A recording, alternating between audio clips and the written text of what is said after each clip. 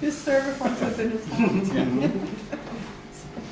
That's not nice. But the moment where we were in the discussion fits entirely with the type of issues and questions that Jaap Hoekman addressed in his work. So I've asked Jaap Henk Hoekman to do the next set of notes and provocations. Yep. And then Ben will take care of the last one on the city. Take care of, that's Yeah. Just take care of the city. Take care of it, no more questions. Yeah. Handle and do the handling. Yeah. Okay, so because it was rather short notice, it's going to be an improvisation. And I decided to talk about two acronyms that both start with an A, namely APIs and ABCs. And let me start with APIs because this is, actually this was brought up because of the interview during the lunch that I realized that this was important. And that's the fact that, and that also connects to the whole, I think to the platform layer, in more or less, is the interesting realization, and also I think one of my biggest frustration, is the fact that I'm a computer scientist. I still remember when I studied that we were like using the lab, and then there was this first like networks happening. You had Hearn, and then you could, we were doing a lab session. Then in the middle of the night, somewhere in the US, some people were also doing a lab session. You could communicate with each other, and it was great. And then you know, all these systems were very much open. So these things like email is like a protocol that is open in the sense that anybody can send email with any kind of software or system that he wants to do. It's not like, I mean, if I'm on Outlook, I have to send email to you, and you also have to have Outlook in order to be able to read that mail. And then at some point, the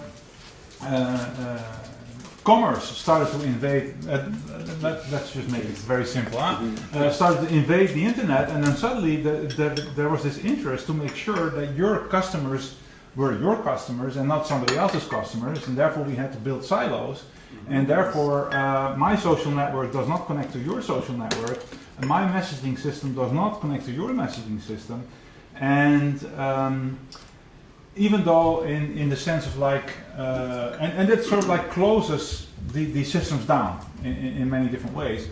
And of course, the traditional response already, you know, before maybe at the start of the internet, the traditional response was more on open source software, and then at some point it became also open hardware. But that's not good enough. That's not going to solve that problem.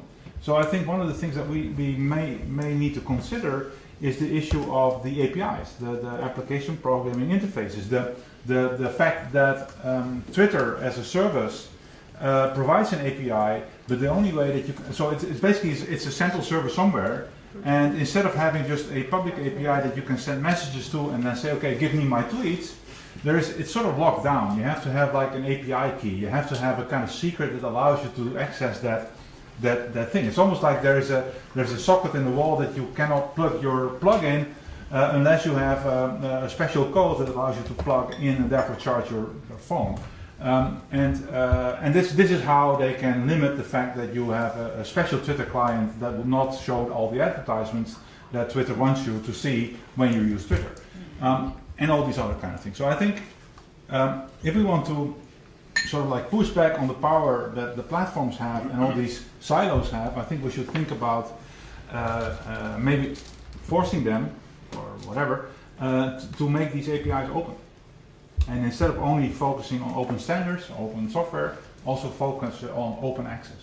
So that was something that I wanted to say about APIs. And then on ABCs, ABC stands for attribute-based credentials. And this ties in to attribute-based credentials. It used to be called anonymous credentials, but these days we prefer to call them ABCs, attribute-based credentials. This is what it tries to do is to provide a technological system that makes it possible for you to prove certain attributes, certain properties about yourself. in a privacy-friendly manner. So the basic example is if you want to buy cigarettes or alcohol in a shop, you have to prove that you're over 18. Now, in the traditional way, you have your passport or something, you have an identification card, you show it to the person behind the desk, and unless this person has a photographic memory, as soon as you walk out of the shop, there's no record whatsoever of the fact that you bought something, but it has been verified that you are over 18. Now, the question is, can you do that in a digital way? Now, traditionally, you cannot do that, because traditionally, if you would have a digital passport, it would have your name, it would have your date of birth, it would have, and of course everything is automatically, you have to take an effort not to register. So this would in a digital way always be registered. Now, so what the system tries to do, the system of attribute-based credentials, is actually create a kind of digital passport that allows you basically to do the same thing as you would do in the physical shop. Basically, you show the credential, but you only show that you're over 18. Your year of birth. Yeah, no, well, not even the date of birth. You just show that you're over 18. That's the only thing that you need to show. And the beauty is that, and how that works technically is not really relevant. The beauty is that you can do this 100 times at a web shop, and the web shop will not be able to tell whether it's me being there 100 times, gambling for instance, or if it's 100 people that happen to be over 18 and they're all different. So it has very strong privacy guarantees. So that is what we designed, that we built, and etc. and we're trying to really get this applied in practice in the Netherlands, because we think it has good properties. But when we started presenting these ideas to others, we got challenged by social scientists with some of the inherent problems with this kind of system. So one of them, for instance, is if you make a system like that, you also define the kind of attributes you can have. So for instance, if the only attribute that I can have is over 18, I cannot identify as somebody who is over 40. I'm over 18. But maybe even a better example is the traditional example of the gender in passports. If it's only a binary choice, you cannot define yourself as something else or somebody else. So these kind of like digital identity systems really shape also the kind of identities that you can assume. And I think that is a problem. And the second thing that I want to raise in this context is that what we realized also is that if you have these kind of platforms, and I also already mentioned that before, as soon as you have a platform for identification, there's going to be services that are going to ask for identification. So, for instance, Facebook, who has a policy of asking you whether you're over 13, and if you're not over 13, you cannot have a Facebook account. As soon as all Dutch people, including Dutch children, would have a digital identity, Facebook would use that in order to enforce this policy. I think many people in the Netherlands will be very, very upset about that, because the practice these days is that like kids go to their parents and say like, Mom, I wanna, or Dad, whatever, I wanna have a Facebook account, but they're asking me whether I'm older than 13 and I'm only 10. Can I do it? And of course they're like, sure, do it. Whatever. That possibility is no longer there in that case. Secondly, and that's sort of related to that point, like, of course, the definition of over 13, the fact that they enforce an over 13 rule is because of certain legal norms that exist in the US in terms of like when you are no longer a minor for these kind of things. So that also means that that these kind of like, especially these things go global, then social norms from one region get imposed on other regions and are enforced, and you cannot escape them anymore. So that's as far as my intervention in terms of ABCs and APIs goes. Can you relate the API and the ABC? Where do they intersect in a kind of interesting or maybe even problematic way? That's a good point. Yeah, nice question. So you can make the technology in such a way that, in terms of like attribute-based credentials, anybody can be a issuer of credentials. So it could be a issuer. So the Dutch government could say that I'm Dutch. My bank could say that this is my bank account. My swimming pool could say that I have a subscription to go to the swimming pool, and they could all use that platform to verify this kind of stuff. So that would be great, because then because of the privacy preserving properties. And also, but on the other hand, there's the people that accept these kind of credentials. So, for instance, Facebook or whatever, you want to put restrictions on this because of the problem of function creep. Like, you don't want all the parties in the world to be able to verify my identity. So actually, in terms of like API, I mean, the platform provides an API of proving credentials, attributes, but we, from a privacy perspective and also maybe from a broader autonomy perspective, want to limit that, so that you already see that there's a friction there, because you don't want to allow Facebook to know my full name or my age, for instance. It should not be possible. So because that maybe also as a final comment, in a way, and it sort of feels weird to say that, but I think I do adhere to a certain kind of paternalism, that I think that there's certain things that we have to take away from individual choice and prevent people from shooting themselves in the foot. And for instance, protection of your privacy is something that you should not leave just only to the individual as an individual choice, because privacy is also a social good, and therefore we have to prevent its spill. For instance, by just saying, okay, we have to prevent Facebook from asking these kind of questions, instead of saying, because that's the alternative, you could also say like, okay, you as a person, individual, have a choice, and you're a grown-up, and you can make that choice. And I don't believe that you can always make that choice, so hence this paternalism. But paternalism at the level of state? That's a good Well, no. In this case, the state would be the identification scheme, and that does not necessarily identify or collapse to a state. It could be global. It could be a region. I mean, it depends on who fields this system. City? Could be a city. Could be anything. Yeah. But the governments, established government? No, yeah. So that's there in these kind of schemes there's a kind of authority that oversees these kind of schemes in a technical perspective. So they define what you can and cannot do. Who that authority is a very, very important, because that's where the governance is. That's where the decision is. Who is it going to be that? And that's a hard question, really hard question, because you don't want it to be the government, you don't want it to be just a private company, but then who is it? But then, and then who or what? You might agree by some kind of complicated composite consensus system to agree that we can code it in a certain way, and then then this becomes automated, for instance, and then basically what we're doing is moving the issue of trust from people to machines. Yeah, I think in our thinking we would not automate that, but we would want to have a kind of like governance structure that would do justice to all the different views that are out there. But how that should be, wow.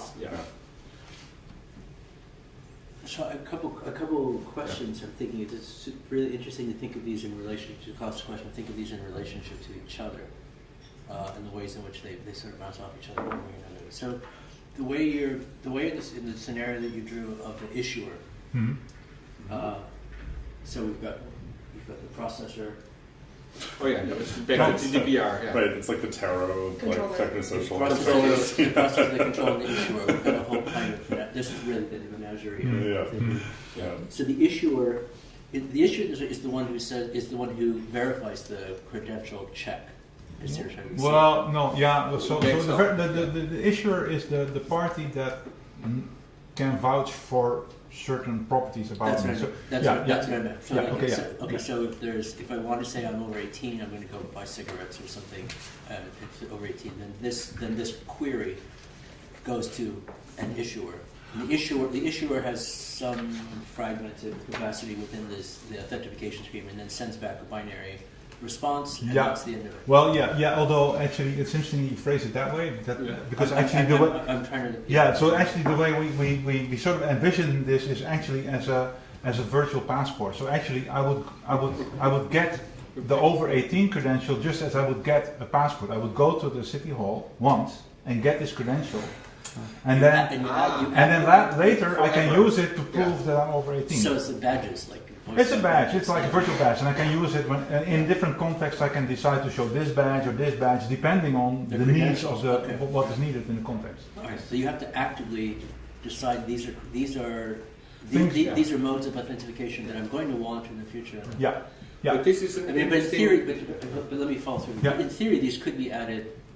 There may be ways in which these could be added to your passport without going to City Hall or doing other kinds of things. So, I mean, No. I'm just no. Of course.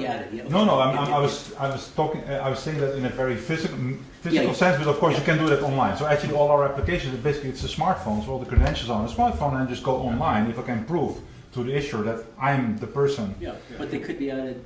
And they can be added They at can any be added time. without this initial voluntary moment at the beginning. Okay. Yeah. Anyway, so there's ways in which the issuance, this moment of issuance where you've got this, is not entirely so unlike the API call. It's also an API call. It It's is an an API call to the issuer. Right. And so APIs are programmable Yeah. by their very nature. Yeah. And so the ways in which this issuance and identification can be not just this binary yes or no, 18 or no, but in fact becomes more like something that's more two-way programmable in terms of this, where there's non-binary relationships that could be coded. This is I'm trying to think of where these sort of go. No, so basically the logic of issuing is encoded in the API. So it's really like my smartphone communicates to an API of the issuer asking for a credential. Yeah. And this is a complex protocol. It's not a binary thing, but that goes beyond to what we're talking about. But this is what the API programs. So the API here also defines what you can and cannot do. So it's also the API that guarantees the privacy properties.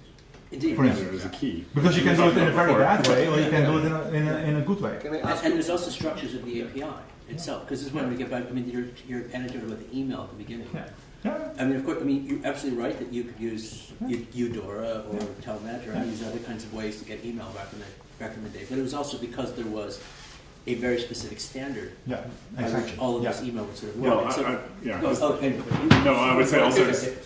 one question of clarification. Yeah. Because you said this, so the basic logic is a label. So basically, the issuing happens once. This doesn't happen, I guess, for not all potential labels are only issued once and then forever yours. Like over 18 would apply. Yeah. Like you never go all back to all under labels 18. have an expiry date, Yeah. and then you have to refresh. But that can be like ages. I mean, Right. Yeah. And then Or in the there's case of being over 18, it would be strange to like make that expire after a year. Yeah, but like for instance, like a subscription to my local swimming pool that Yes. expires after the season, and I have to get a new one next year. or something even shorter, like there's no parking space. Yeah. Which been, so that this can also, and then we're talking, I guess, API again. This can also be made subject to all kinds of conditions external to the one call between the person asking for or the user asking for credentials and the issuer, or is that? It's something that is typically the way we always thought about it is defined by the issuer, because the issuer has a knowledge of like what the typical lifespan of this credential is. Yeah. But probably the scheme authority who oversees this all has also something to say about this, because it has a strong impact on the overall security and trust in the system. Yeah. So I was thinking a little bit in the smart contract kind of context, like where there's a certain transaction is programmed to take off at when certain conditions are met. this But is not the also- way of yeah. thinking here. No, I mean, you right, could do okay. that, but that's totally independent of what we were doing here. Okay. I have one little story about API and how, from some other perspective. So now I'm speaking about the position that you are seeing a black box, so you want to investigate how something works within. And then you have inputs and you have outputs. Those are the two things that you are able to kind of see. But API, it's some kind of only existing window, but blurred one, into how this system probably look like, or some little parts of the system behind. Because like the fields that you are accessing through API are not 100, but in most of the cases the fields that exist in the database. So it's some kind of blurred window. You only see a fraction of the Yeah, system through yeah, the yeah. API. The system is huge in the API. Yeah. So you are looking through this little hole, Yeah. but it's not you the only one who is looking through this little hole. No. So from the position of like wanting to investigate, it's like other organizations or individuals. For example, Cambridge Analytica. No, there's different holes. Yeah. So Big this holes. API, This is really big hole at the end. this API is basically a window Yeah. for Cambridge Analytica or to other companies to harvest the data. So it's in the same time the window to see in, but it's in the same time the window to pull out Yes. the things that maybe are not supposed to be pulled out.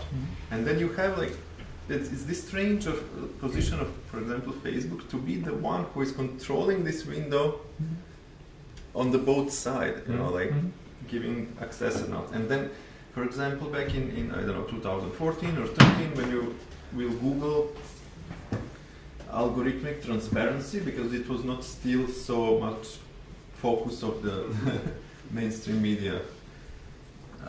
So the results, like first 20, 30, 50 pages, were marketing agencies trying. So if you Google how Facebook algorithms work, like 2, 3, Right. 4 first pages, it's about marketing agencies trying to understand how PageRank is working in order to Search hack the engine page, optimization, rank in order to sell better, and so on, so on. So it also depends from which position you want to use or misuse those entry points to those black boxes. So it's- Can we try to connect it to our identification, immigration, etc.? Had the, like say, the discussion that we have been trying to map out so far.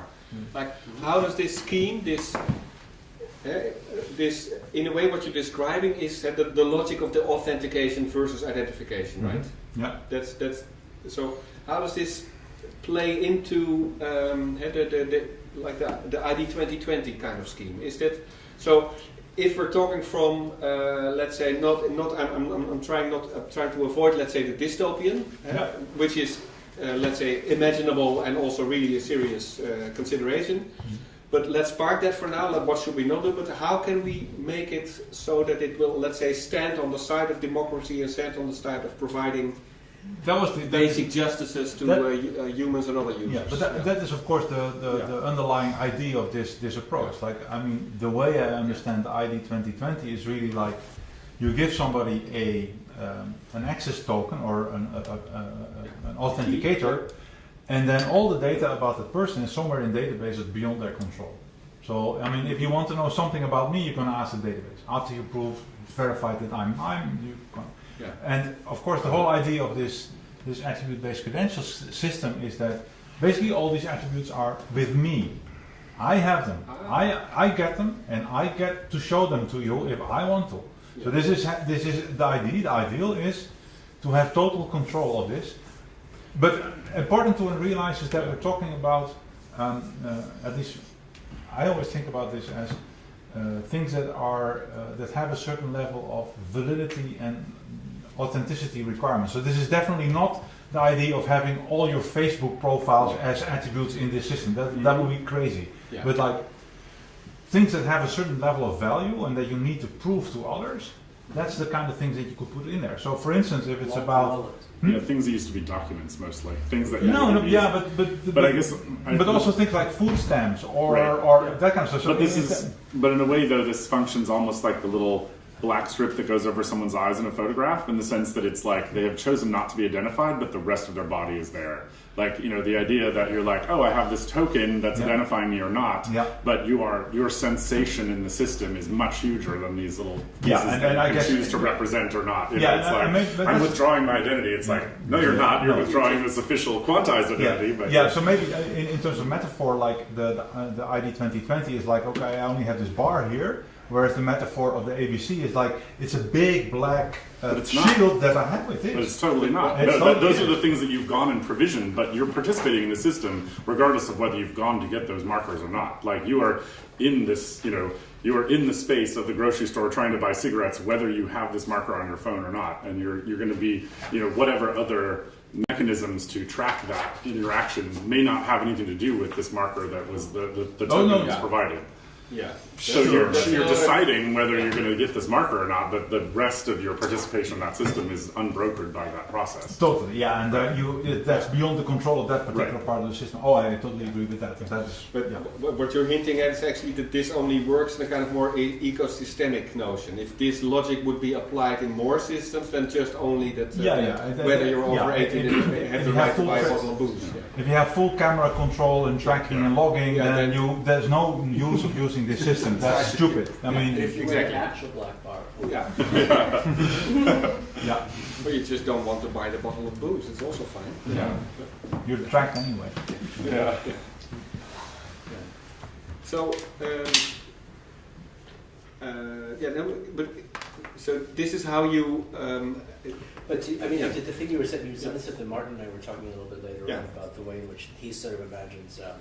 I'll speak on his behalf. Since he's not Yeah, great. Please do. I can That's make a what box. Martin's I can doing. make anything. Challenge Martin. I don't know Challenge what Martin. Yeah. Show us your Martin authentication on your phone. Ah. You're allowed to speak for him. No, I'm not speaking for him. I'm just saying is that some of the things. I mean, the idea of the state of Estonia providing the services wherever and whenever outside of the sort of borders, and this inversion of where the state becomes a cloud platform that provides this sort of more broadly locally. That it's not just as a residential tokens, like okay, you have this sort of thing as well, but to understand this range of functions of states as a collection of APIs that you have certain ability to work with or with against that can be added on to other kinds of things as well. Is sort of where they seem to be thinking about where this would go, and not just for people, but also with the CRAT law and the establishment of the identity of objects and processes, right? Which is it's algorithms, right? It's not just a robot, but an algorithm. That these may be it could be spread anywhere in the world. I mean that's sort of the. That's what this goes into. I don't know if this is the dystopian or utopian. No, version of right, this so as well, this but is- the idea that like everything becomes Estonian. Dystopian. It's dystopian. Dystopian. Not just for the people, but other processes. Fantastic. Estopian. Dystopian.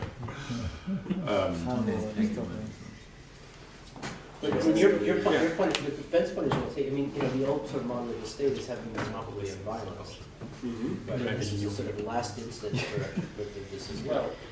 I mean, you may need a refresh in this sort of sense as well, where there has to be some kind of the last instance sovereignty may have more to do with the kinds of rights to authentication and some sort of underneath this. It has more to do with the older history of the state with cartography. Yeah.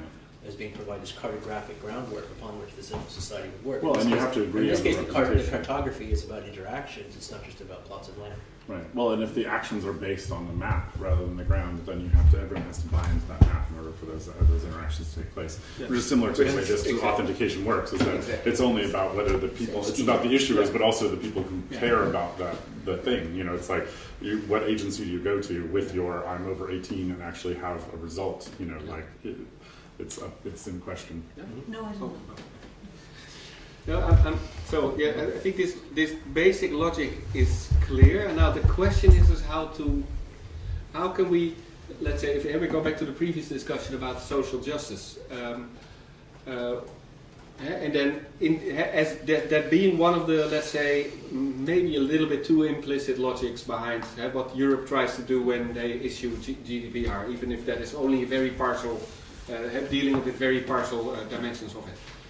How could that work? So I'm now we're clearly now we're talking about human agency into finding points of pressure that make this system, this Estopian, let's call it Estopian scheme, with your authentication logic, to which I'm not sure to what extent this is exactly the logic that Estonia operates on, Not at all. but my wallet, what he said, it's my not, data. It's not. I wasn't suggesting that this is what's going on in Tallinn right now, just rather that Right. the implications of this going forward is part of the conversation. Yeah.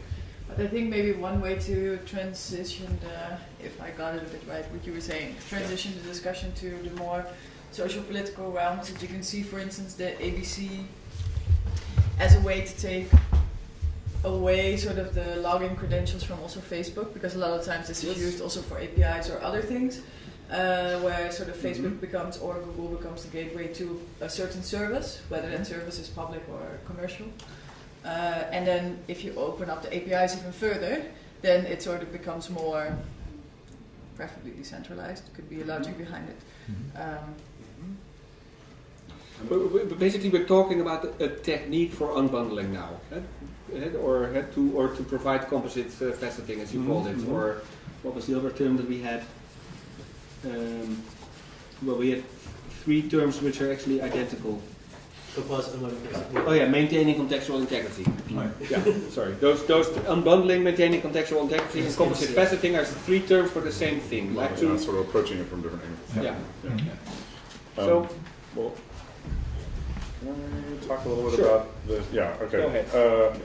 So I missed introductions, by the way, this morning, and Okay, yeah, please there go was ahead. something, and this is sort of like the argumentation stack maybe that I'm working on is that at the moment I'm a co-director of a foundation that's called the Foundation for Public Code, and we are doing a couple of things, mainly working in a policy context with Europe, talking about the idea of what is public software, because we're moving, as I was sort of talking about earlier, the idea in the way that humans create megastructures, accidental or otherwise, often is initially considered technology, and then a little bit later on it's considered infrastructure. And so we're in this moment now where a lot of these services that we've considered technological are becoming infrastructural. And so what is the sociopolitics of that transition? And so our sort of thesis and our approach to that is that it's called the Foundation for Public Code. The word public and code are super important. Code being the fact that policy and software are becoming almost interchangeable, sort of in the sense that software is beginning to run more and more functions of governance, but we are not actually taking into consideration what that means for what the characteristics software has to have in that role, because we have a lot of requirements for what policy has to be when it's operating in a government context, in the sense that it's been deliberated and it's public and people have access to understanding what it means and can track the way that it came into its impact in government, and we have none of that for the software that now doles out a lot of the same functions that used to be encoded in policy. And so what we're trying to do through a number of different processes, namely at the moment working with cities to help them take software that they've built already in open source and turn that into a tool set in a software repository that has that is easily implementable by other cities. We're working mostly at the municipal level, so we're taking software that cities have built for themselves and turning those into products, not in a commercial way, but in a way that they are fully formed and deployable by other municipalities as tool sets. So things ranging from budget projection tools to how do you run your parking services, to how do you do things with your K through 12 school system, what happens in your libraries, how do the museums work. There's like a ton of different software solutions that have been developed by cities already in open source that aren't the way that open source development usually happens, is that people have like a problem they're trying to solve and they shove a bunch of code into that problem space and then everyone dissolves into the next project, and then 2 years later people are like, what is this thing? and so you need to, these projects, open source requires a community. They're actually 2 parts of the same thing. It turns out that's another reason why code is the same policy and software, because actually the way software is made is actually a product of its community. So the community and the software are sort of the same thing. So having a set of tools that are about communities and the software that the community support as things that exist outside of governments, but that they can utilize as part of their infrastructure is kind of what we're working on moving forward, but also developing a process. We're sort of saying that in the future, governance will actually be about the production of software, because the there will be the need to, the cities do things like make choices for themselves. They run a bunch of physical infrastructure and organizational infrastructure, and all those things, as they are becoming optimized, become software tasks. But if you're constantly just buying Oracle or Accenture's solution for that task, you are encoding a bunch of choices that they've already made in whatever cultural or socio-political context they have done the development in, are going to be projected onto your scene. Oh, hey, look at that. Hey, Martin. You guys back in again. Do we summon you with some? We talked about e-residency, and you reappeared. Probably. You're like a hologram of the e-residency program.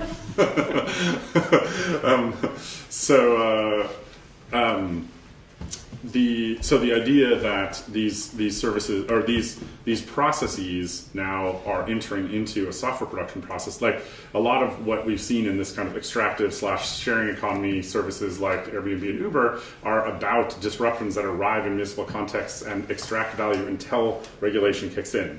And what that means is that there is an arbitrage window of the speed at which software is developed and the speed at which policy is developed. Yeah. And so unless policy can find a refresh rate that can approach that of the software, then it's just going to be, from now on, we're just subject to the arrival of these technological frameworks into the municipal space that just continue to disrupt until people can push back. So the question of how fast can we move in a political context or policy context to sort of work with that. And so, and then a larger set of questions is, are these things now, if they are certain things like mobility and the ability to dynamically utilize spaces that are public or public-private partnerships or whatever, if those things become rights that we consider infrastructural, then is that a state-provided service? Going to Jeremy Corbyn's Facebook page or whatever.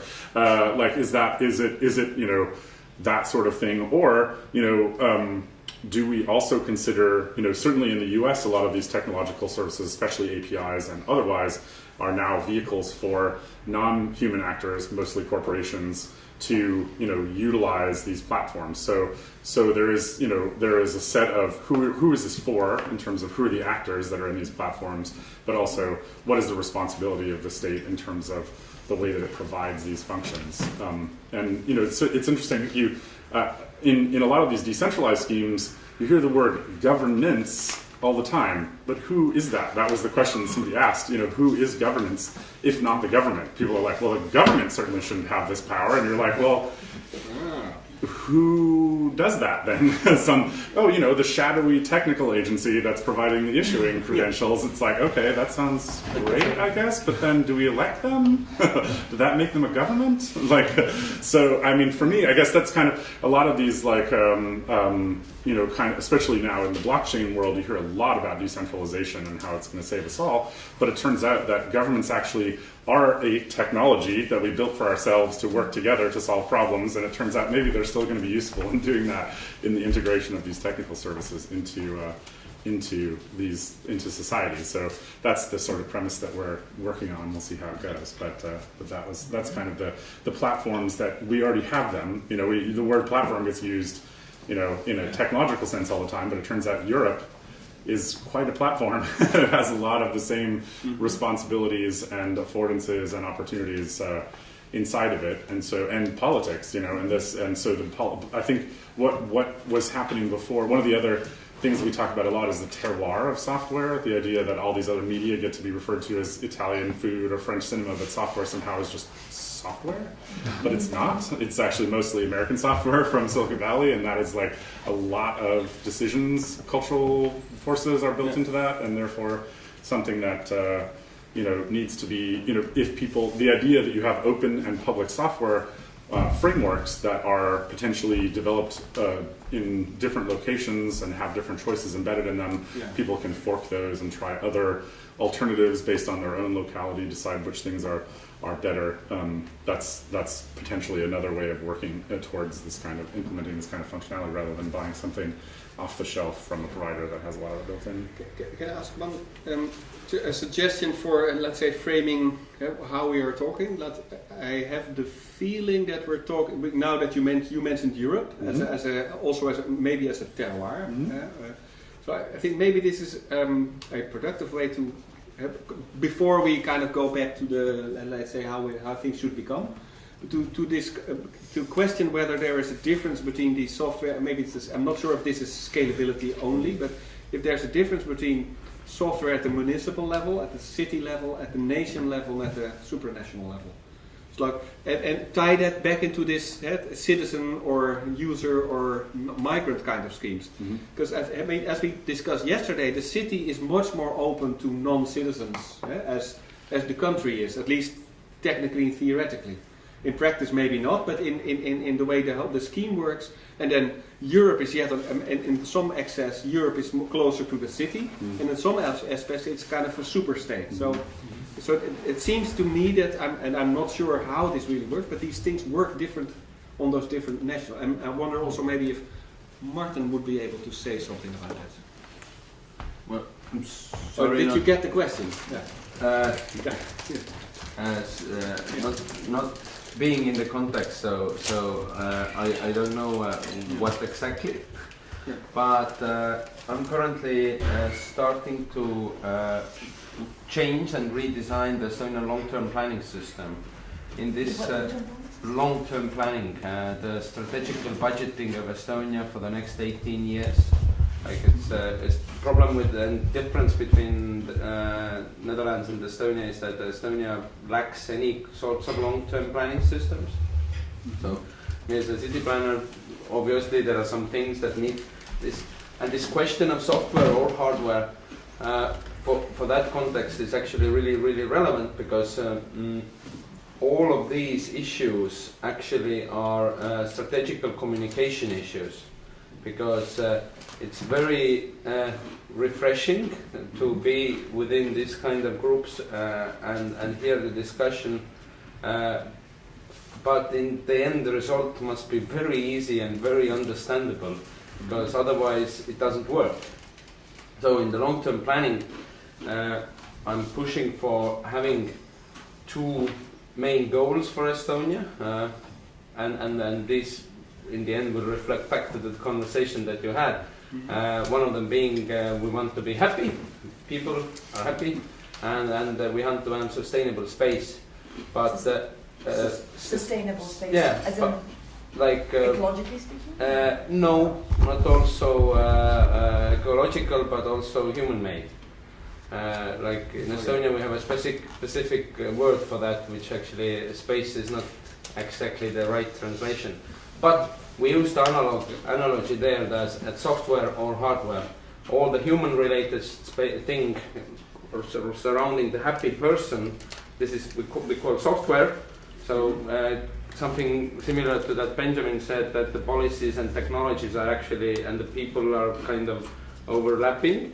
And all the things space-related actually are infrastructure, or we can call that hardware as well.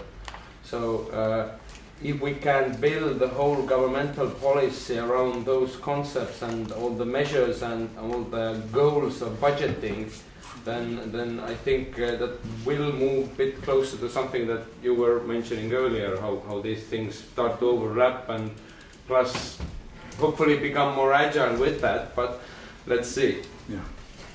Let's see.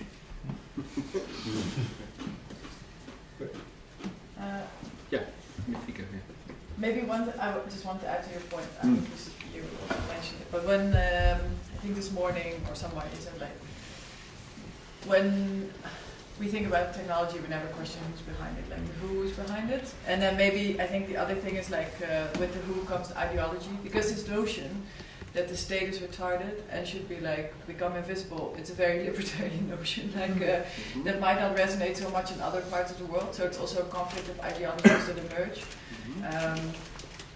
that are inherent with the brain of certain implementation of certain tech.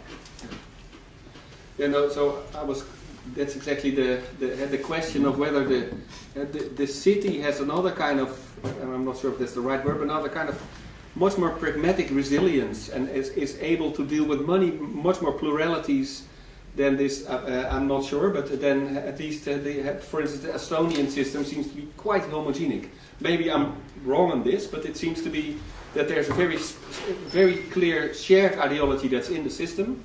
And actually, the question I also wanted to ask is like, because you mentioned this yesterday also, that in the legal sense, you try to be very generic. You don't identify technologies at all. Yeah. That's because we're here also a little bit in between protological logic and like whether, let's say, rights are encoded into software and they become immutable in a practical sense, and whether they should be part of the law system and then be discussed in a much more generic way. Just to say though, when you say they're coded in software and become immutable, I would say that's the opposite of the relationship between law and software, is that software actually makes them quite more mutable than law, because law has the much lower refresh rate. That's what I was sort of talking about before, is that software is something that's like, it's moving quite fast. I was talking about, I meant, immutable is not the right word, but I meant hard-coded. Put it that way. So that you can't negotiate, because it's like the speed bump that is. Yeah, okay. Well, let's say the blockchain is on this side of the logic. That makes things extreme, like traces of documentation or decision making are there forever, unless you become. The traces are there, but the state is not necessarily. Sure. Sorry. So I think that we have so to diversify, to go for in our little summary notion, to diversify maybe on the level of the city and the state and the superstate, or not. And this is a question to you. That makes sense. I think the city is more the way you whether talk. federalism model holds here. Yeah. Whether federalism holds in this model. Yeah. I mean, even if we say like, okay, this is really a function of governance, really capital small Yes. g, and thereby, if it should also then be a function of governance. Yes. Yes. Yeah. Still doesn't quite the question of Yeah. whether or not the federal framework. Yeah. Does that mean that we're just going to turn the federal framework into a series of APIs, or does it actually? In a way, there's yeah. a different structure for the geography, Yeah. the nesting of jurisdictions, the temporality of those Yeah. jurisdictions. Well, yeah. That will inevitably come Yeah. from this, or something that can be Are designed? we, as we begin to become platform inhabitants, Yeah. is it the governments that are running those platforms? Like the way that transfers which into, governments? right, No, exactly. which Yeah, ones? which governments? Which is Yeah. why I think we see Exactly. cities as being, whether it's Barcelona or Yeah. whatever, as being Or taking a lead in this, is because they're older than Yeah. the states. Mm-hmm. In which they've actually been situated. But I mean, a more pragmatic question to this as well. Yeah. I mean, is also just invite you to talk a little bit about Yeah. what you've done more with with some of these things. Is Mm-hmm. you talk. There's ways in which you and I have talked about this, where maybe a couple decades ago, you talked to a big corporation and you said, you need to have an IT Right. plan here. And then there was like the suits and the MBAs up front. We're like, oh yeah, we've got 4 guys in the back who do the IT. Mhm. Yeah, Europe still has this acronym ICT, which always Yeah. makes it sound like it's sort of a janitorial thing. You're just like, oh, get the ICT people in here, they'll fix the server, and you're just like, they're actually owning you right now. So like, I would probably not refer to them as that anymore. But that's, I guess, is the point. Is Yeah. that the question of it's no longer just electing lawyers and mayor and cheese. Mhm. It constitutes, it's a different, Actually- there's a totally different organizational structure that's necessary to think about how it is that you would reconstruct governments in relationship to large-scale software, Mhm. as a large-scale software and hardware model that's just a very different organizational system that we don't. That's itself another design problem to make this work. Yeah, well, and also the fact that the only organization at scale that we've done this kind of process, digital transformation on, have been corporations, and so we ended up with a set of process solutions that fit only that context and not a public sector context at all. So if you sort of re-aim those same processes into this new context, it creates a total clusterfuck, I think is the technical term. So so in a public context, it's about a clusterfuck world. Yeah. Clusterfuck. This is the question of what the organizational structure of this needs to be in order for the hypothesis that you're proposing to actually have any traction.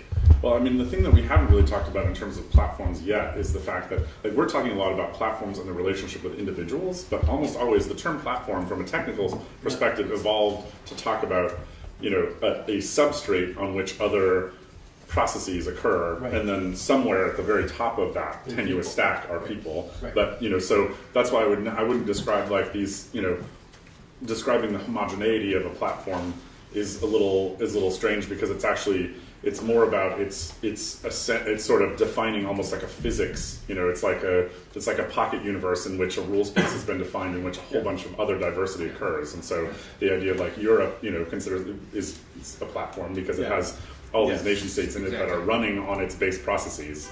And so that is a similar situation where you have this very minimalist, sort of minimum viable set of definitions about how productive processes can arise in this context, and those things usually constitute the platform. And then on top of that, you have entities like states and corporations and things like that manifest inside those rule spaces. And to the other thing you said about that, the way in most cases a pretty large platform that the majority of the API calls the data generated are not by individual natural persons, but by other organizations, other corporations, other processes. It's machines talking to machines, and that's the majority of the body of the process. That's the majority, and that's the majority of the governance. Is everybody still with this? Yeah. We've drifted off. It's pocket universe. I think it's totally kind of instrumental to the discussion. Like, it's another rephrasing. Like, to what extent you can say Europe is a platform built on a nation-state platform, and the city platform is like partly in and partly out, or it's the other way around? Is a nation-state platform built on a city platform, this is indeed the question, and that this whole let's say we talked earlier about this bundling of rights and obligations and maybe authentications that ties in exactly with this question. This is, or in yet other words, of Jaap Henk, is like who issues the verification. Who is the who governance? Who let's say authenticates the process that's happening here? So that's so. I don't have an answer, but I think this is an important dimension of the discussion of the map. Put it that way. Yeah. Like, are you talking with the issuer Europe? Are you talking with the issuer Estopia? Are you talking with the issuer Amsterdam or Barcelona? So we came up with the word Estopian. Yeah. Something the future will all move towards in between utopian and dystopian. Your takeaway, Can you talk through like a very concrete example? Yeah, actually that was this movement, right? And just for example, just to be able, because it's getting very abstract with a lot of different parameters. It's almost 420. Yeah. No, actually, this would be my also proposal of when we decide or we try to figure out if at all anything could be on a map, then we use your proposal. That we try to figure out, we use persons or certain subjectivities to work out. Not to just, I was more interested in the platform processes governing entities, right? So, is there an example maybe from your? Well, I mean, one of the or there's where you can actually trace this movement just to. I mean, the way that the internet itself operates has like these various different scopes of governance. There's the way that there's a very baseline. It is like a physics of like the domain name system, right? Is a thing that's just a rule space that is a platform on which the rest of the thing operates. It just means that there's a standard way that you could implement a server that does a database lookup between an IP number and the name of the website, and that's like a standards body that decides these things, and so that and so the standards body is attached to a huge conglomerate of a bunch of different actors that are all stakeholders that have different levels of involvement based on historical precedent and how much they paid and all sorts of weird things. It's essentially a council of wise experts. Not elected. But that's they decided TCP/IP, OSI. Email, HTML5, all this, HTML5, and they're always growing, and so adding more shit into HTML is like, But I mean, and this is. And so you could have not the similar, like the city's standards body. Doesn't that exist to a certain extent already? Like, is other sort of contours of the system within, let's say, city government? Well, usually there's kind of a scope of provenance of the legal and technical frameworks you're operating inside of, right? So like Europe has agreed to support all of these standards bodies that talk about what the technical systems have to be like, but they're also obviously inside of these legal frameworks like you're describing in your talk, and all those things are, some of those things are provided by Europe, some of them are provided by the nation state, some of them are provided by the municipality, and there's a whole bunch of other faceted ones, coming from different organizations and things that you belong to as an individual or an actor or an inhabitant of the system. So, Yeah, so it is abstract, unfortunately, but it's No, I No, but don't mean it in a these bad type- way. It's more just to strike, because we said that, well, one of the things that we need to understand is the organizational structure, Yeah. the organizational structure for that governance model that is needed, or that perhaps already exists. It's just to get maybe a little bit more specific on the nature, the parameters of the organizational structure for governance. well, I mean, For technical To standards. the extent it bodies, exists, yeah. As they Yeah. exist. As they exist, yeah. So there's the international standards body, the WW3. well, there's a ton of Yeah, international that's- standards yeah, bodies, but yeah. yeah, that's one of them. yeah. Yeah, I mean, they're a little bit like, The you know, the consortium. people in charge of Yeah. like the atomic clocks, right? There's like these standards bodies that have a longer history much earlier than the internet that go like deciding, okay, you know, this instructions and things. But the ways in which that they have that ability to actually decide the protocol politics, which is, you know, what comes before the API politics, is, you know, decided here in many different kinds of ways. But, I mean, one of the interesting things about these kinds of things, maybe another angle on this, is that because we have these functional standards, technical standards like TCP, but you know, and the ways in which the APIs would work, it's allowed lots of different things to plug in and move together, because there's a sort of groundwork for the basis by which of interoperability that makes it possible for all sorts of things to kind of to grow on top of a bit like, you know, metric system allows it for screwdrivers and screw manufacturers to you know, understand exactly how it's all needs to work out. Most of the time. Yeah. Most of the time, without having to invent a little bit like, okay, so how long should it be, or how should this work together? So a lot of this, the everyday, now the technology that has become infrastructure, we don't think of as technology, which of course based on these standards. So the openness is dependent upon these sort of arbitrary, rigid systems of closure in order for it to work. But there's like, I mean, just to take like a specific. So that's back to the let's say the critique on the authentication scheme that like the gender yes or man or female is a constraint. That critique applies also to the DIN standards, to the Deutsche Industrienorm. Like at the A4, that means you can't write a story. No, that's true. You can't write a story that's that long. Not on an A4. You need two. And so that's maybe a bit of a skewed comparison, but it goes back to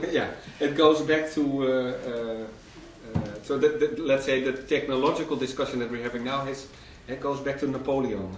But I think your example is very interesting about your project. Is how do you empower, for instance, cities to become a platform or like a standardizing body? Let me try. So here, let me talk about one of the things that we're working on is so the idea that you would be able to, for instance, have a tool set that allows you to form organizationally a collection of individuals that make a building together. For instance, this Baugruppe process, which is happening. Some European states are actually now starting to mandate. Switzerland is mandating like 30% of all new construction happens in the Baugruppe formulation, which is pretty amazing. And so not the EU necessarily, but anyway, the point being that in a stack like that, you know, we're talking to all the different people. So there's a developer, there are people that want to live in the building, there are architects, there's the city and its planning department and its regulatory frameworks, there are all the people that are providing, you know, water and power and all of these things. And then the interesting part about this solution is that there's also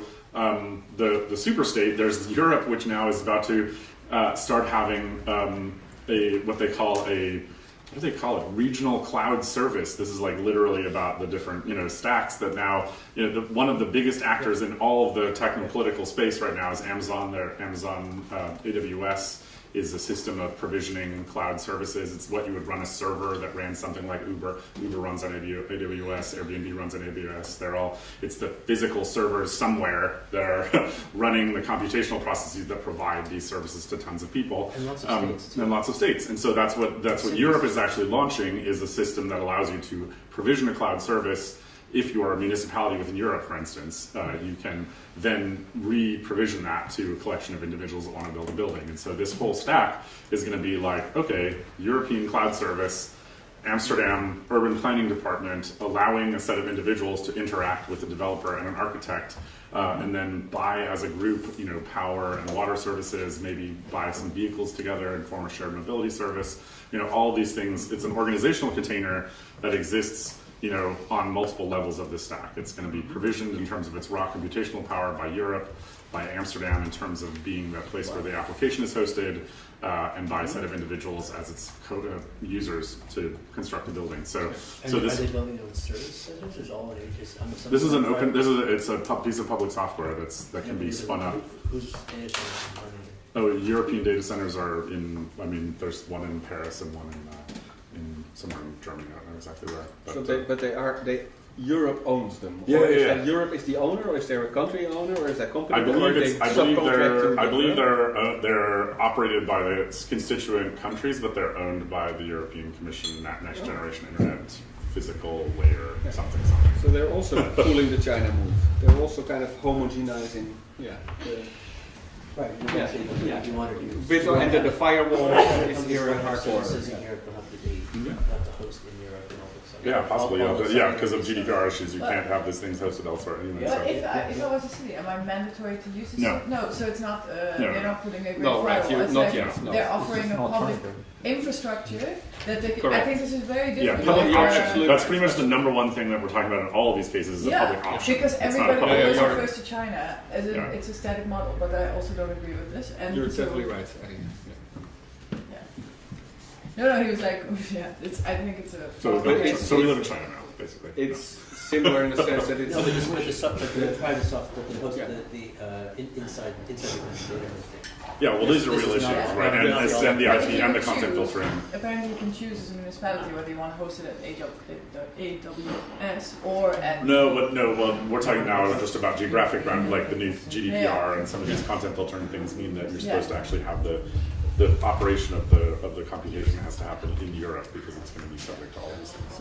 So the European data can't go out of Europe, which is where the similarity with some of the other, With China, which is the actually. similarity with some of the other totalitarian regimes. Though you're right, it's different. Yeah, in other ways, it's very different. No, but I also It's think totally like, the same except otherwise different. it's totally the same otherwise. No, but I also think there's like I don't know. I'm definitely not a China expert, but I do think that people talk a lot about China without actually realizing what it is, because I think it's also a very complex model. So Yes. We haven't done that vertical atlas yet. Yeah. We will though. Yeah. Yeah. This is Yeah. interesting. This Yeah. is totally. The whole Yeah. And the edit, where is it all? There's another editor source. in There here. are all sorts of- I'm yeah. interested Yeah, in yeah, this. no, the Earth layer is unclear so far. But it's about plots of land is what the Bau group will start with. Mhm. Yeah. Yeah, in terms of the instance, yeah. Martin still here? yeah. Some values up here. Yeah. Mark, the backup of your country Yeah, that's in Luxembourg, yeah. who hosts that? Actually, I don't know because is it a private company or a country? I think we are renting it from some kind of the hardware. Yeah. Like I think we rent it from a private company, but it actually is not. Yeah. Why you don't keep this in the embassy? What? You can do this in the embassy. Yeah. This is it. This is an embassy, Okay. but yeah. But if physically in the embassy or not? No. It's physically in a big server room. Okay. Yeah. But we need to have contracts with the country to declare this Estonian land de jure. So Wait, say that again? So in the data center, the land is declared to be Estonian? yes, that's the specific thing. This is Estonian land. This is embassy. In Luxembourg? Yes, There you go. that's the whole point. Distributed Estonia. We basically need to have contracts with And other air- countries. and air rights over the... Yeah, so this is all the data that goes through that server is legally through Estonian jurisdiction. That's the whole concept. So it's still tied to land. We have to go back to land. Yeah, but it's a room the size of this room, which is like Estonia. What about the cables? Yeah, like how the cables. What about the... Well, the cables go through Luxembourg.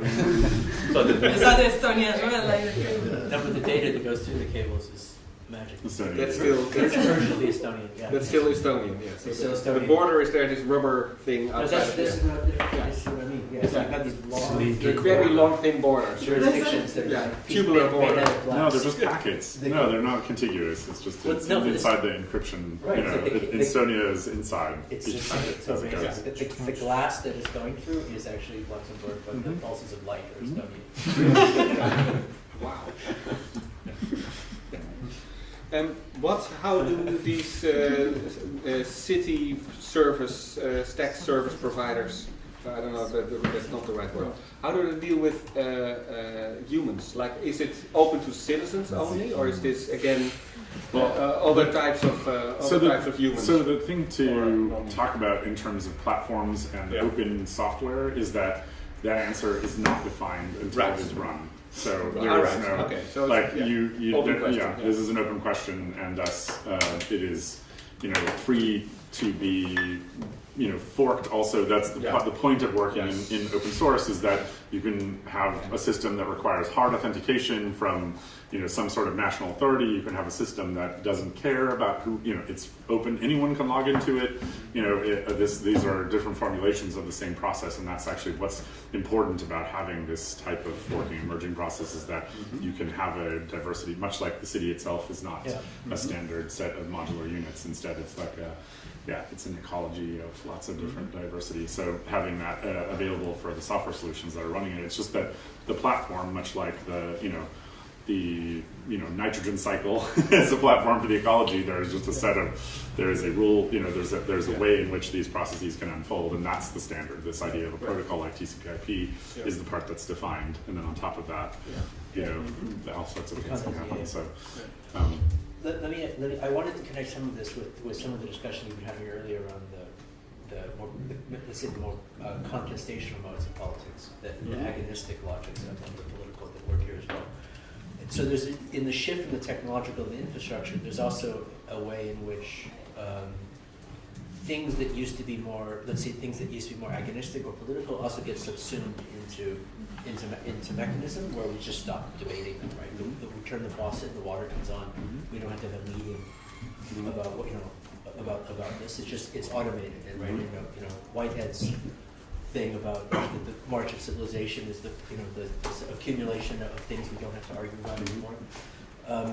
However, I want to sort of introduce because something we talked about a little bit is the when we talk about the governance of all of this. The way we're talking about it is a kind of incremental process by which there's a refresh rate, but we can slightly change the parking regulations over here. We can update the library maintenance thing over here, but it's a kind of cyclical thing with an idea that the solutions will sort of optimize themselves. But there's still, the case I want to make is that in the model you're describing, there's still very much room for much more sort of agonistic and even antagonistic forms of politics.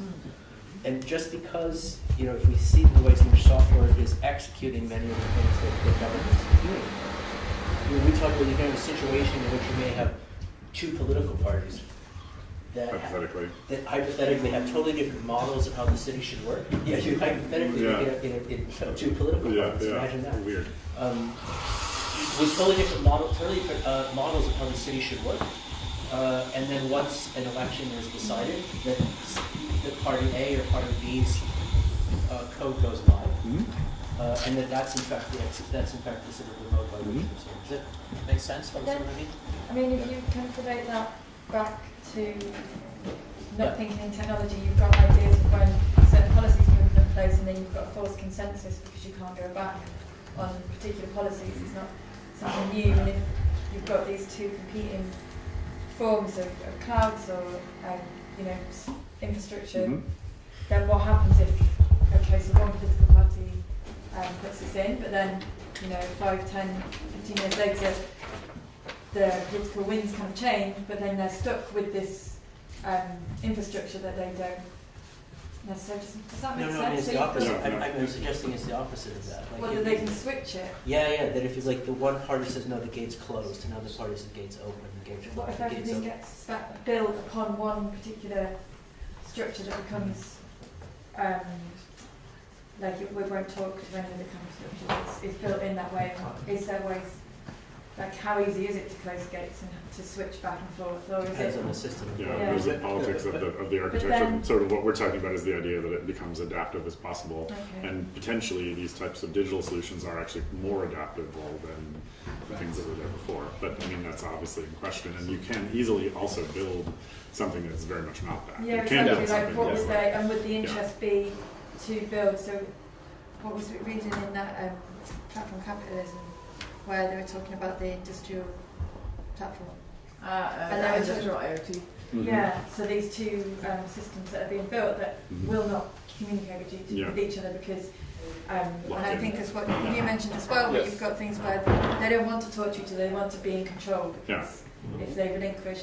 So that's kind of like in this. There's in the technology industry. There's this. This. The problem I'm suggesting this actually addresses. Okay. Yeah, well, except for only after the learnings that came from a period of time in which that was happening, right? This is with most technological adoption. There's this whole hype curve that people talk about, where it's like, you end up, everyone gets really excited, and then there's a period of like honeymoon, and then they realize it doesn't, has all these issues, and it falls off into sort of this disillusionment, and then goes back up into sort of a reuptake, but with more consideration rather than sort of pell-mell running into it. And we're kind of, obviously lots of these things are always overlapping in timelines, but in terms of this discourse, at least of the smart city, which we heard in the last 10 years, we've reached the point where most policymakers have seen through this kind of platform lock-in type of relationship they have with big corporations, and so they're looking for other answers, which is why they're paying more attention to these programs that are based on open source and the idea of collaborative development and things like that. So, but those are real problems, and we definitely have experienced them. I mean, here in the Netherlands, most municipal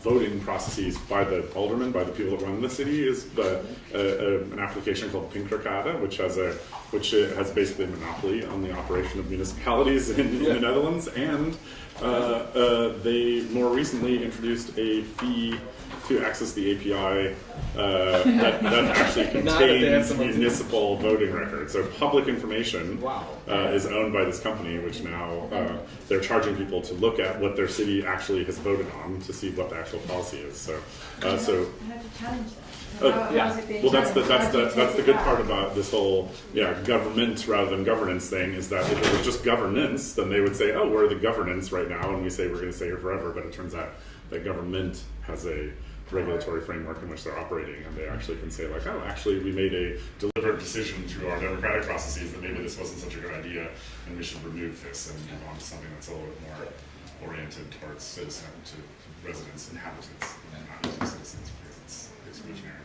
But I mean, I guess in kind of terms of historical movements, this is something that's gone on before kind of technology. That's what I was saying before. Yeah, people. It's like plumbing, had its people on the haves and the have-nots or whatever, and it's like we shouldn't use plumbing because but the problem some is it's people always have too it and some late people don't. after you realise. Yeah. And the same with, which is why it's good to be critical of some of these. Right. Yes. Yeah. Well, and one of the things that's actually, despite the fact of this Pinkerkade problem, it's like the Netherlands is actually a great place to be thinking about this, because the number one quality to talk about in terms of Dutch democracy is deliberation and consensus. It's like, it is insanely slow moving from an American perspective, but it turns out that's kind of great, because American disruptive politics are always like, let's do this giant weird thing, and it's like, oh shit, we crashed the economy, and it's like, here it's like, it's really, it takes a very long time, but that's kind of good, it's preventing, it's like. So the lock-in problem goes both ways. Yeah. You want some things to be locked in. You don't want the policies that, we don't want education anymore, we're going to flip the switch. Yeah. Right.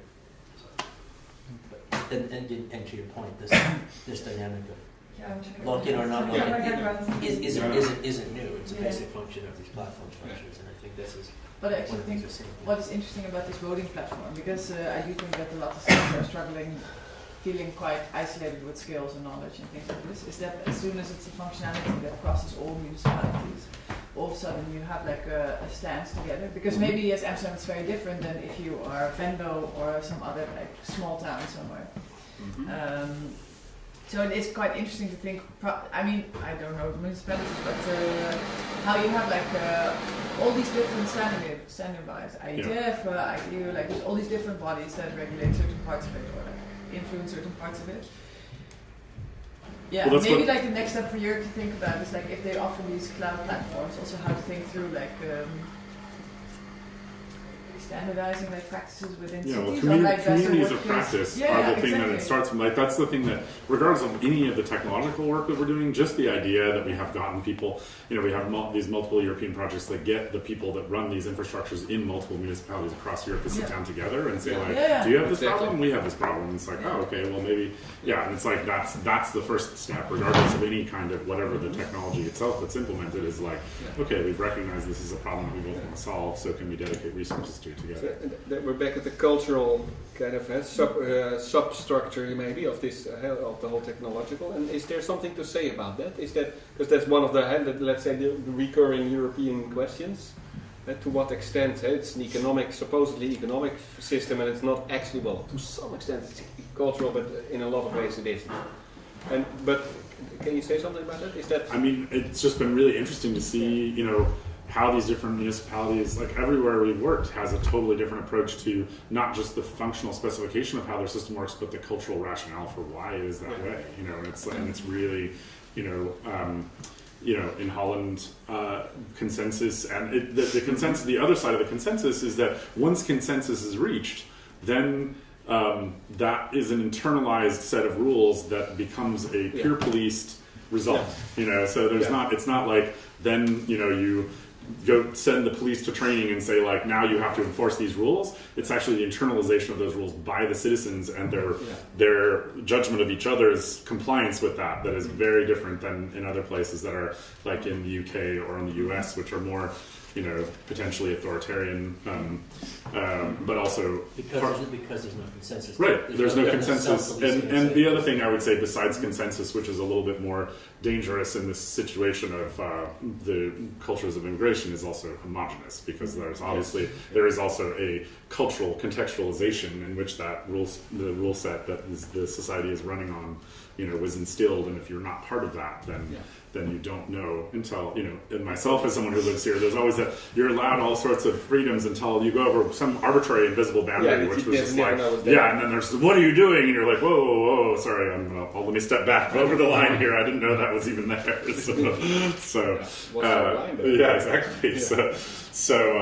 Yeah. And so different cultures have like a very different set of how these rules are transmitted through the culture, how new things are enforced, and how even the idea of introducing the possibility to change a rule and who gets to do that, and what is the process, and that's all arrived from some of it from like super random historical precedents left over from feudal cultures, and some of it arrived at through vestiges of religious contexts and like all sorts of crazy things that are inputs, which is it's interesting that it is that diverse, and a lot of it is because of legacy, whereas like in the US or in Australia or countries that just projected these almost like clean room philosophies that at the time of their birth about what their story was, got to sort of come up with a self-rationalizing model for how all that stuff put together, whereas here a lot of municipalities, especially those that are older than the states that contain them, have just like super arbitrary like roles in the government, even that you're just like we have to wait for the herald or something to announce that this rule is going to be voted on, and you're like, you have a herald? Like, how is that even a thing anymore? But it's true, and so that's why you end up with the need to. I mean, that's why Europe is a very interesting place to think about these types of mechanisms, because of that procedural diversity that still exists, and trying to accommodate for all of that. How do you build something that's adaptive and flexible enough to account for all those different situations on the ground? Fantastic. Yeah. So like how to make something that's EU-wide account for all of the differences in Yeah, so and that's the idea of, again, a platform. It's sort of like saying a grammar. It's like you're not saying this is the one thing that every European city has to use. It's instead, here's a set of tools that you can combine that works better in your context. A different combination works better over here. That is again exactly the model that is adopted in the identification versus authentication scheme. It's a set of possibilities that you can choose from. Also, you do have like European-wide databases, especially in relation to migration, because of the trying to have this common European asylum policy because of Schengen, which obviously doesn't work because people interpret it differently. So you could have, the Dublin Convention is meant to be European-wide, but each country will interpret it differently, and the lawyers in each country will make the government interpret it differently if they can. And that's actually, interestingly, a place where a lot of times these types of frameworks don't get adopted because the individual state participants want that gray area to divert from the normal. We need a break, I think, or actually, it's in the schedule. The protocol says it's break now. Sorry. Okay, so Goodbye. no. No, okay, so, Closing remark, yeah. you were raising something very interesting that and this is the issue of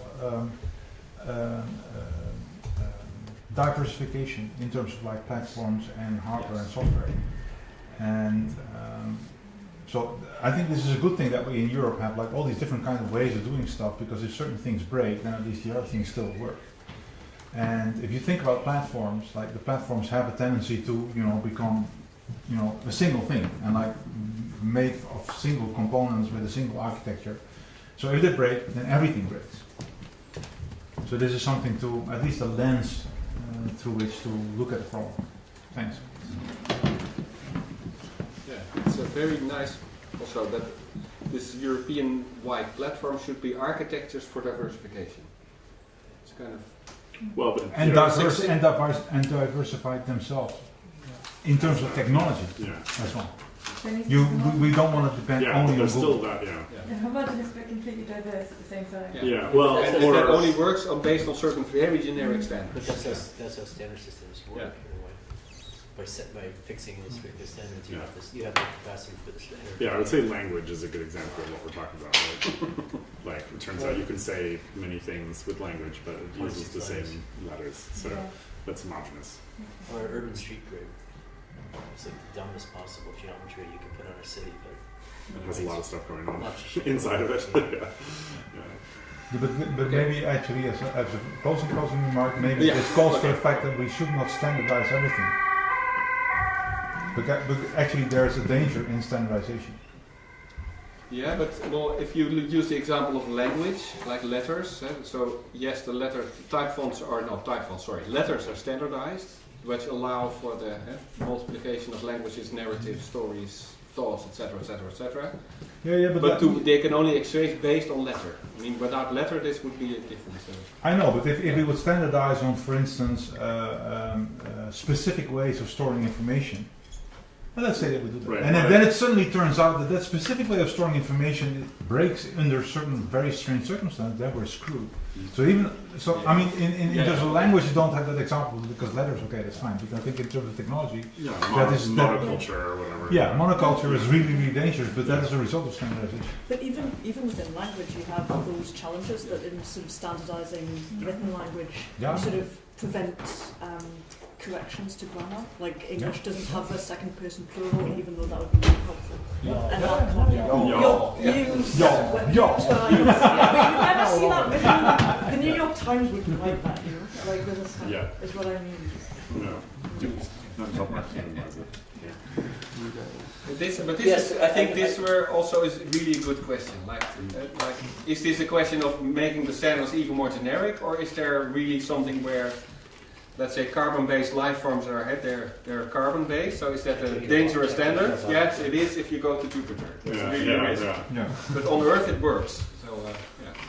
So I mean, the question. To what extent are we can we talk about monoculture if we really talk about the very generic standard? Is there still a word that applies? But I mean, it has to be a very pragmatic question. Yeah, but then again, very, very generic standards are useless. So but here's the trade-off. TCP/IP again comes into play. Yeah. Right. Good. Okay. Let's open a few windows also. Yeah. Sugar and oxygen. Yeah. Everything.